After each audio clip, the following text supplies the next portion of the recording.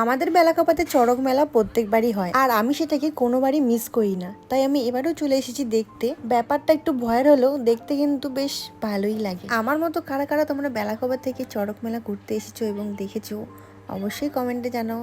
বেলাকাবাতে তো প্রচুর ভিড় ছিল, আমি যা যা দেখলাম বেলাকাবাবাসী পুরো একদম চড়ক মেলাতে চলে গেছিল। যাই হোক, এবার হয়তো নিয়মের একটু এপার ওপার হয়েছে। প্রথম দিকটায় বেশ ভালোই ঘুরছিল, কিন্তু তারপর দেখতে পাচ্ছ প্রচুর ভিড় গাইস।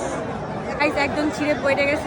যাই হোক, বল কি হয়েছে বল, তুই দেখছিস? হ্যাঁ গাইস, মানে আমার থেকে অনেক মোটা একটা লোক ছিল, ও রুটিটা ছিঁড়ে পড়ে গেছে। কিন্তু ওর পিছনে হুক লাগানো ছিল না, ছিল না, ও মানে ঝুলতেছিল জাস্ট, বাট ও হয়তো নিয়মের চেষ্টা করছে, মানে নিয়মটা ওই আর সরি ভঙ্গ করছে। হ্যাঁ, নিয়ম ভঙ্গ করছে, নিয়ম করছে। যদি নিয়মটা ঠিকমতো করতে তাহলে হ্যাঁ, তো তোমরা দেখো এই যে এখন আগে একবারও পড়ে গেছিল। হ্যাঁ, এই দেখো খুব ভিড় গাইস।